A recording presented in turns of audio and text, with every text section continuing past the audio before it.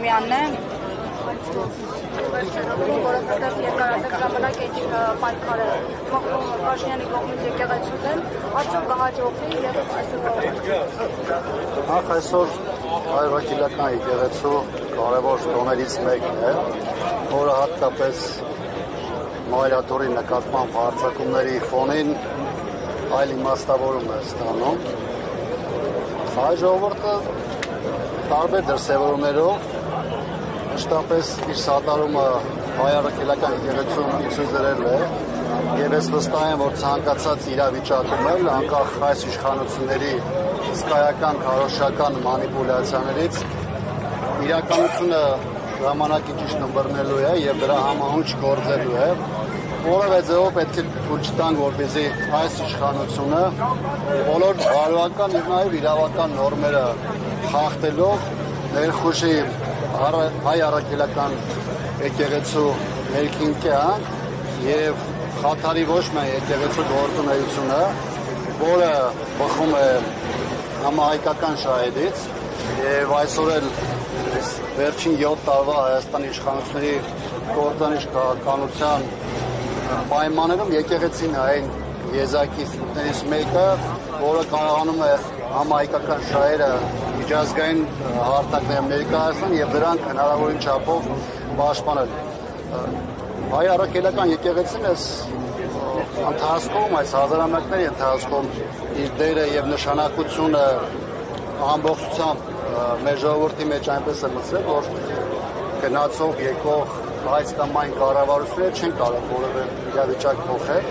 Կարող են նվազագույն չափով վնասներ հասնել, բայց այդ վնասները չի կարող լինել այնպիսին, որ դրանք եկեղեցուն տապալի կամ եկեղեցու գործունեությունը կարողանա խաթարել։ Բայց ասում եք չենք ուզում խաթարել, ուզում ենք եկեղեցու բարօրության համար եկեղեցին առերեսվի իր սխալներին, դառնա ավելի լավը, ինքն էլ հայ առաքելական եկեղեցու հետևորդ է եւ ուզում է, որ այն եկեղեցին, որի հետևորդ է, ինքն է լինի ավելի, այսպես իր բառերով ասած, բարոյական։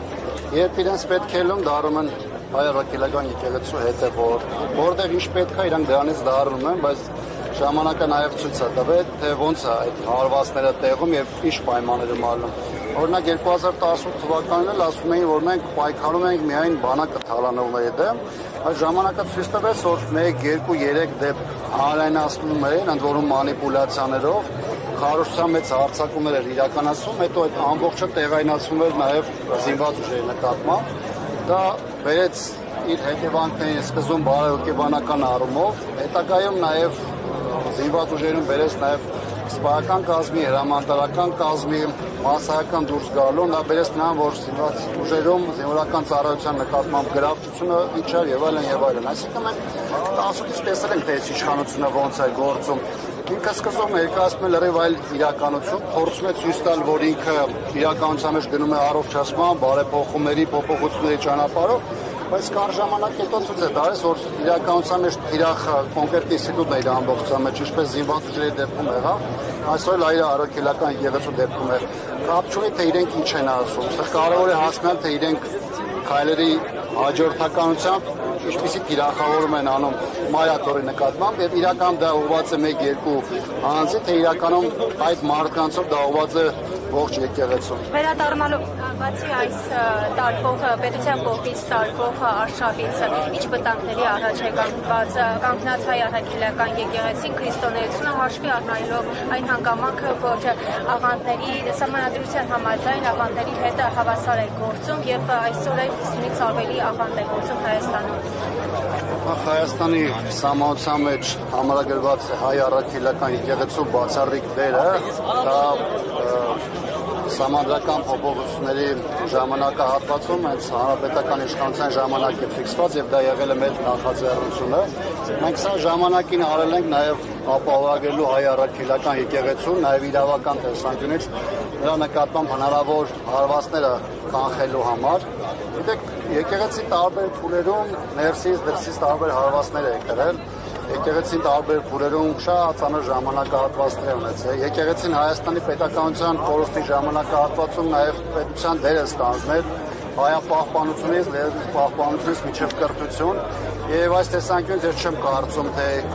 կա նույնիսկ տեսական հնարավորություն, որ եկեղեցին կընկրկի եւ այս իշխանությունը կարողանա իր ամբողջական ծրագրերը իրականացնել։ Իհարկե, այս ամենում շատ կարևոր է հայ ժողովրդի հավաքական դերը եկեղեցու սատարման ձևով եւ ես կարծում եմ, որ սա նաեւ մեր համար, նաեւ որոշակի առումով հասարակության համար եւ պետության համար նաեւ որոշակի առողջացման փուլ է ձևակողելու։ Պարոն Աբրամյան, վերադառնալով տարածաշրջանային իրողություններին, ԱՄՆ բացահայտ աջակցեց Իսրայելին հակամարտության ընթացքում նախորդին անվտանգային մարտահրավերները Հայաստանի շուրջ գնալով սրվում են, ինչպես պետք է դիտավորվի Հայաստանի Հանրապետությունը հնարավոր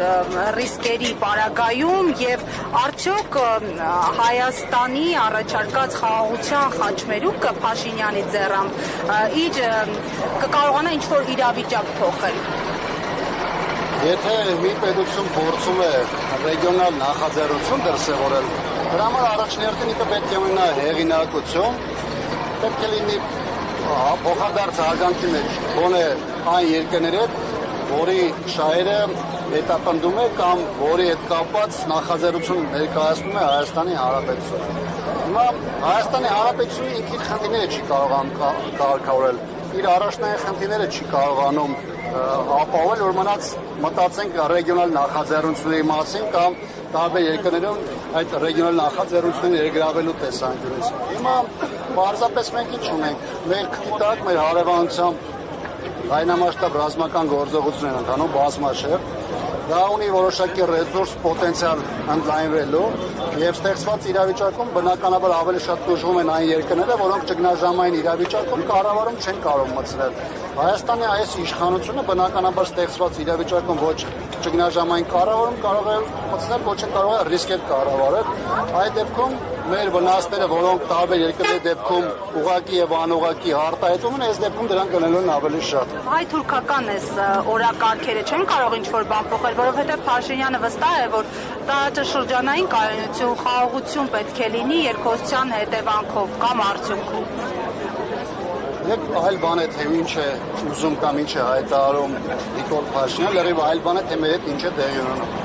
2018-ին էլ էին բաները հայտարարում, 19-ին էին հայտարարում, 20-ին էին հայտարարում, հետո հայ ժողովուրդը ստացավ ճիշտ հակառակը, հետո սկսեցին մեզ բոլորիս համոզել, որ գիտեք, իրավիճակը փոխվել, հիմա մենք լրիվ հակառակ ձևով ենք մտածում։ Այսինքն այսօր էլ իշխանությունը ասում է, որ կարող է հնչեցնել մեկ բան, սրանից մի շաբաթ հետո մեկ ամիս հետո անել լրիվ հակառակը, դրանց 2 ամիս հետո սկսել արդարացնել իր այն տապալումները, որոնք այս ընթացքում արձանագրվել են։ Այս իշխանությունը ոչ միայն մեր հասարակության համար, այլ առհասարակ միջազգային ակտորների համար չունի կանխատեսելիություն, չունի անկալունակություն եւ ստեղծված իրավիճակում ակնկալել, որ Հայաստանը կարողանալու է մեր ժողովրդի շահերը փոխած ձևով իրականացնել, անկախ նրանից դա կլինի Թուրքիայի հետ հարաբերություններ պայմանավորված, դա կլինի Ադրբեջանի հետ հարաբերություններ պայմանավորված, պարզապես չի լինելու։ Շնորհակալություն։